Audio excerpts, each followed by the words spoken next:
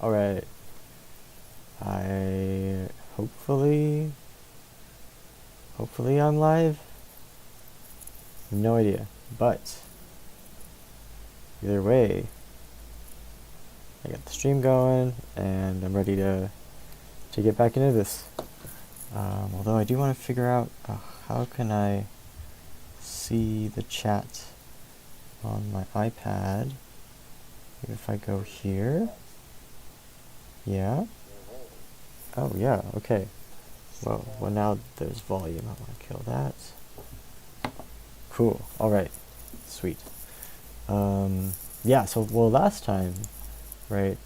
I showed the script off and loaded some station data for this Greek Street station, and then went and did a couple things. I calculated the average capacity over time and the standard deviation of that average over time. Yeah, so that's where I left off last time. And then what I wanted to do today is I wanted to start looking at the station information in more specific time periods. So I wanted to go and first figure out how to look at this data in hourly periods, and then once I have that data in separated by hour, right, I can look at things such as plotting a histogram of station capacity versus time of day, and investigate things like figure out how much time the station spends at a low capacity. Low is what I would call like less than 30% capacity, or how much time it spends at maximum capacity, and do some more like detailed analysis.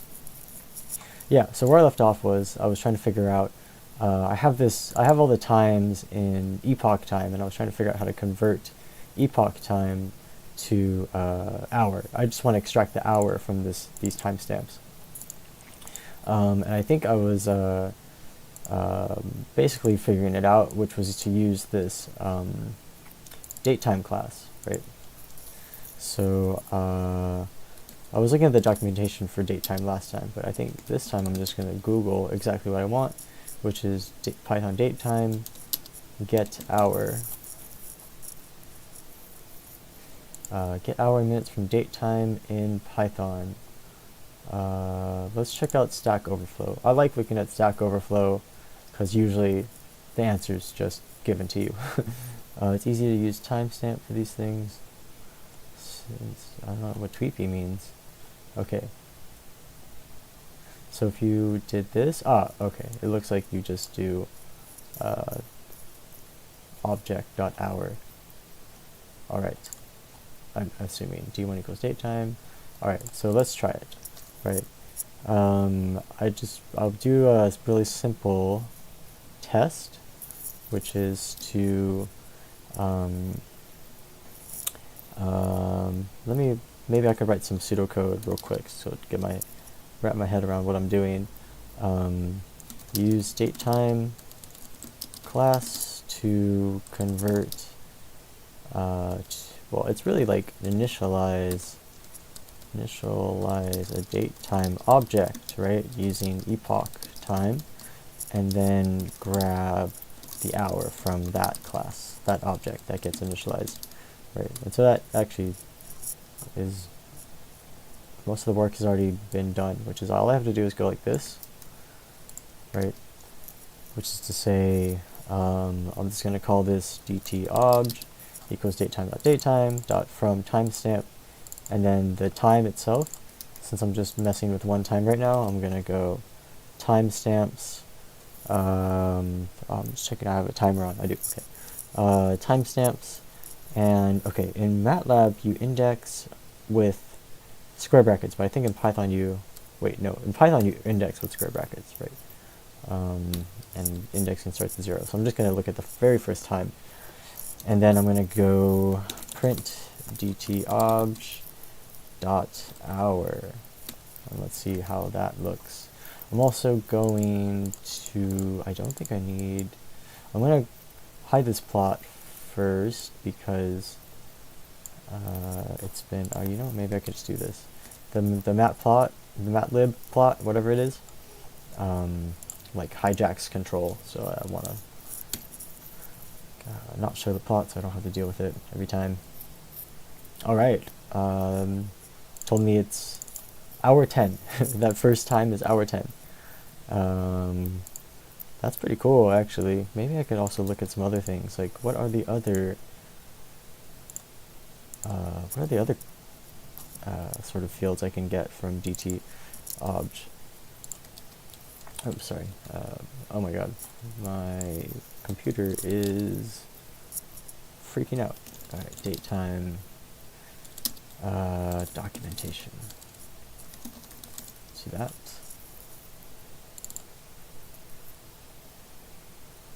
I want to look for the available types.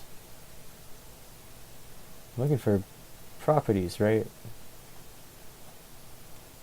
How do I know this? I don't know. Okay. I think I'll do this later. But anyways, I think I have what I want, because now what I can do is just use a simple list comprehension to get to convert all the timestamps to hours. I believe I can use a list comprehension. Let me see. Yeah, I would say something like all. Let me just call it hours, or hour vector equals to dt_ob dot hour. Oh my god, what the heck? That didn't work. For and I'm going to initialize. Oh wait, can I do this? I think I should be able to do this, right? Make like a anonymous class or something, anonymous object, dot hour for t in timestamps. There we go. There's a lot of data, so I'm not sure how long this will take to do. Hopefully it doesn't take that long, but yeah, let's try it out. So I'm just gonna comment this out because that's not needed. That's just a test. And this is converting or grabbing. Should I grab? No, convert timestamp in epoch to hour of day. Cool. All right, and then I want some way to know that I'm doing this right. So maybe I'll just print like the first 50 values of this and see how that looks. I'm actually not really sure how it will look. Print our vec, let's say 0 to 49. Let's see how that looks. Now the times are being saved in 5-minute increments. Although at the beginning, I think I was saving at a much more frequent pace. Yeah, so I'm gonna expect more than. All right, yeah. Well, okay. You know what? I can plot this. I'm just gonna do like a random set of entries. I don't know. Let's do 100. Let's see how this looks. Okay. 16, 17. Yeah. Yeah, I have no way to really verify that this is correct, but I'm just gonna, for now, assume that it's correct. But it seems like this did the job, which was able to convert all these timestamps in epoch to hour of day. And then what I wanted to look at, right, so now that I have this, you know, one thing that I could do is look at, for example, and, you know, I'm going to actually start writing some more comments in pseudocode. Look only, or, I mean, what do I want to say? Grab data between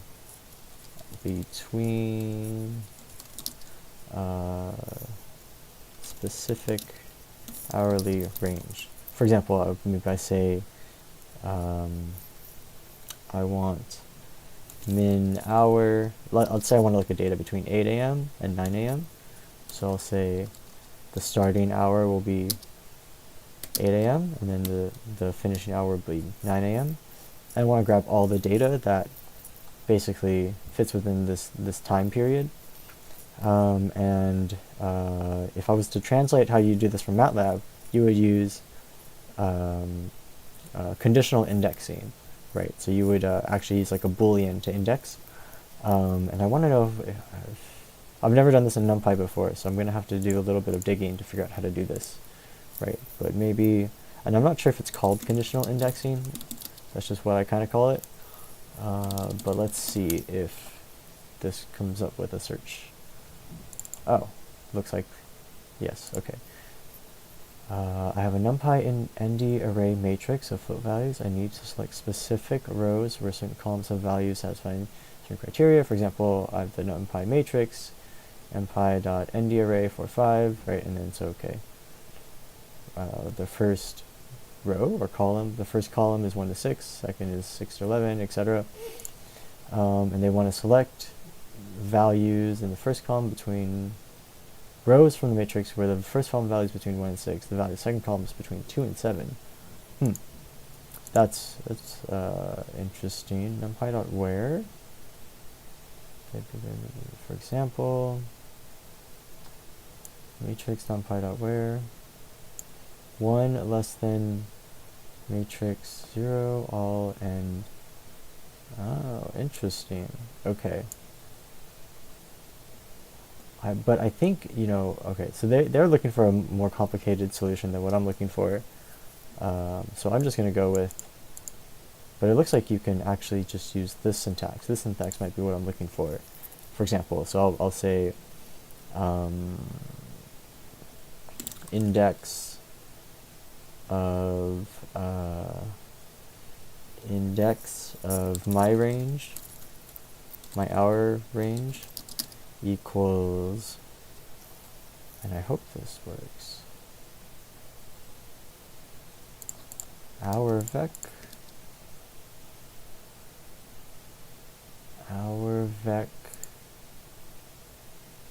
maybe like min hour less than equal hour vec, and I might need to enclose this in parentheses, and max hour greater than equal hour vec. That should do it, right? I hope my logic is correct. And maybe I can just print all of this to see what it comes up with. So this should be interesting. Let's let that rip. Oh, got an error. Nice. Less than or equal not supported between instances of int and list. Okay. Okay.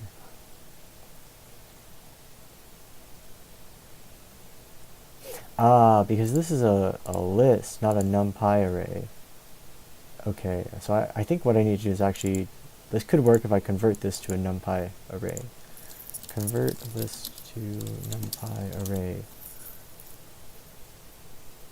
as array.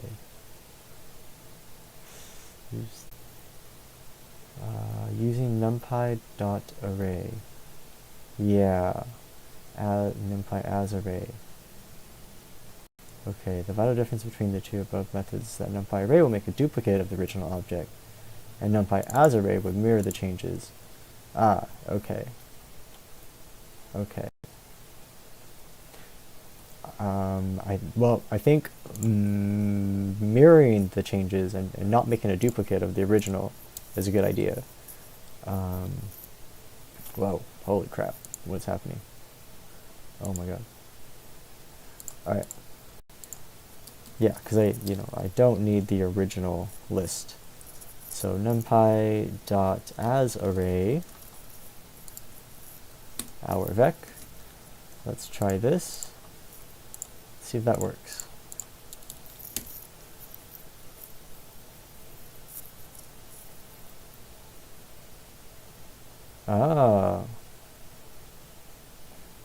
Okay, looks like it gives me a Boolean.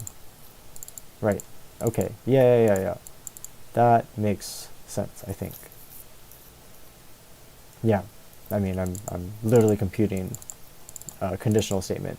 But that'll work, I think, because I can use this boolean to grab just the hours in my range, right? Like I should be able to index my hourly vector with this boolean vector. So hour vec in range, let's say, equals hour vec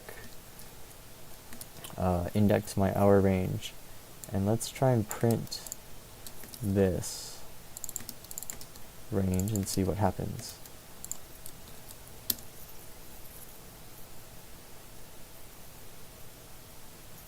Uh-oh. NumPy.ndArray object is not callable. Oh, right. NumPy vectors need to be called with square brackets, I believe. And then another question I have is really, can I even index a NumPy array with booleans? And it looks like I can. Looks like I can. Oh, you know what? Okay, so it looks like it worked, which is good, I think. Although, I'm not sure why it starts 8, 9... Yeah, I mean, so it looks like it worked. Let's see how much it cut down the data by. Let's try this. Because this way I can look at how many entries are actually in that data range. Uh-oh. Oh, yeah.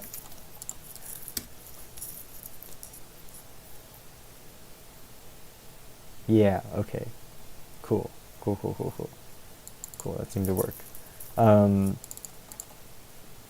Yeah, so one thing, something maybe someone watching noticed, is that, right, when I did this, when I indexed my hourly vector with my Boolean index, right, and then printed what was returned, we got values of 8 and 9, which is not exactly what I want. I was only looking for, values starting at 8, but not inclusive of 9, right? So that's simple enough. I just need to change this greater than equal to just a greater sign. And now I should be only getting 8s. Let's see. Yeah, cool. Nice. All right. Awesome. Cool. So, okay. Let's make some more notes here. So this is Boolean vector for indexing value hourly data in desired range, right? And so I'm going to get to reuse this variable. I don't need to print these things anymore. I'm just going to comment them out.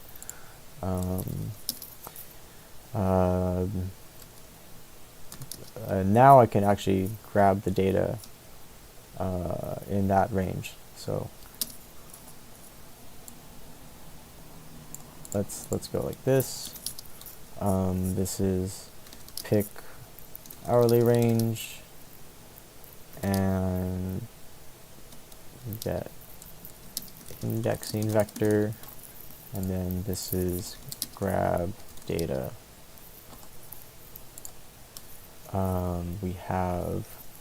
I've got the hourly vector, and then I also want the capacity versus time equals hourly vec. Oops. Let's say capacity in range equals capacity versus time. Index, again, same indexing vector.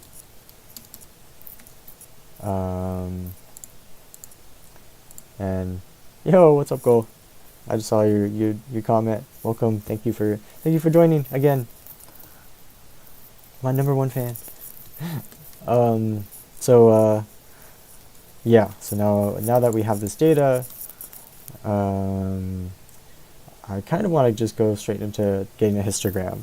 Now, one thing is, I haven't confirmed myself that I haven't verified that I've actually grabbed the right data, and I'm sure there's ways that one could think of verifying this, right? Some way to compare it with the original data set. But I'm just going to kind of blindly trust that this capacity this capacity data is correct. And so what could we do? We could, you know what, we could actually do a plot of just that data over time, the same way that I was plotting all of the data at once. And it should only show the data between these hours. Oh no, it didn't paste. What happened? Control C, Control V. Yeah, so this should be really simple actually, because all I need to do is index timestamps. So I'm going to have to use timestamps on the x-axis since it's an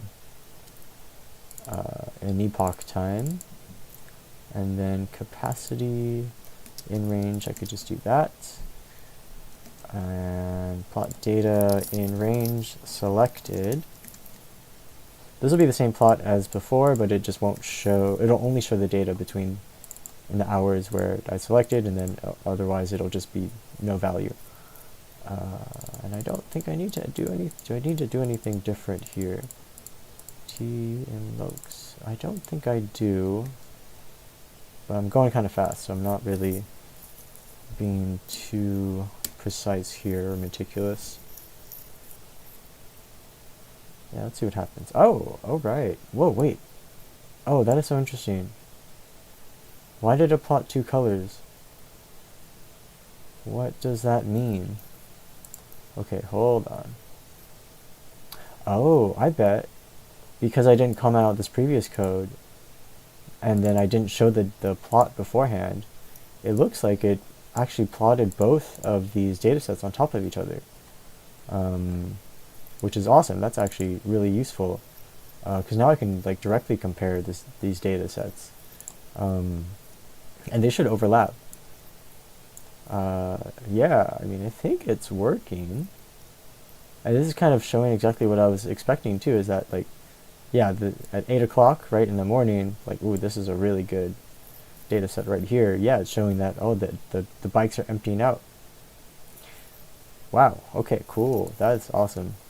How do I zoom back out? I'm gonna look that up. Matplotlib, how to zoom out. Pan zoom P, is it, there's, okay, let's see. Where's the zoom? This button has two modes, pan and zoom. Really? Huh? Click the toolbar to activate panning and zooming. Put your mouse somewhere over the axis, press the left button. But how do I zoom? Pressing the right mouse button to zoom. Really? Will this let me zoom out? Oh, that is weird. Oh, that is very different than MATLAB. Okay. Alright. Yeah, cool. I think it did what I wanted it to do. Alright, so now we have the data, right? That was only between the hours of 8 and 9 a.m. And so we could look at something like a histogram of all this data. A histogram, well, we could look at a histogram at different time scales, right? A histogram of capacity versus hour, bucketed by hour for across all 24 hours of the day. Or maybe we could look at a histogram of the data between this hourly range that I had selected. But I think that's not actually as useful. So let's look at, let's work on let's work on that. Let's work on getting a histogram of station capacity versus hour of day. Right, of let's say average station capacity versus hour of day. So what I'll need to do, right, I'll need to collect, I'm going to have to collect the data in buckets for each hour of the day, and then I'm going to have to take average of that data of each of those buckets, and then plot a histogram. So I think, well, we know how to get the data between one single hourly range. So now we just have to do that for every hour, and I guess we'll just need to wrap this code in another loop. So we'll make that outer loop, right, for, let's say, hour in range, and so I think hour probably begins, does it begin at 0 or 1? It might begin at 0. What is... Does it go? I think it does. I think it starts from 0 and then it ends at 23. So let's say hour in range, and if I do 24, I believe the range function will give me a vector from 0 to 23 in an increment of 1. Python range function, but let's look it up just to make sure. It's always funny when you Google stuff and like the official documentation is not the first. Oh yeah, of course you could also just test it out. But yeah, it's funny when the official documentation is not the first hit, or even like the second or third hit. Alright, so for hour in range, right, for each hour, we will just copy paste this code. Grab data. Well, first we will make this index vector, get indices of that time period, right? And so the time period is going to just be hours, your minimum hour, hour plus 1 is your maximum, except it's going to, you know, stop exclusively to the next hour. And then we'll grab the data that we're looking for. I don't think we need this. We don't need this. In fact, because we don't need that, we could actually have done all this in one line. And you know what? I'll go ahead and do that. Because sometimes using less lines of code is nice, and then sometimes using more lines of code is nice, just in terms of like readability sometimes. But in this case, I don't think we need that to get that index vector separately. And then what I want to do is calculate average. I wonder if this could have been actually done in a single list comprehension or something like that. That would have been kind of crazy. Calculate average, and then let's also get the standard deviation data in that range, of capacity data in that range, right? So average capacity equals numpy.mean capacity in range, std capacity, oh boy, standard deviation, let's say it out loud. Capacity in range, cool. And really what I want to add these to an array. Yeah.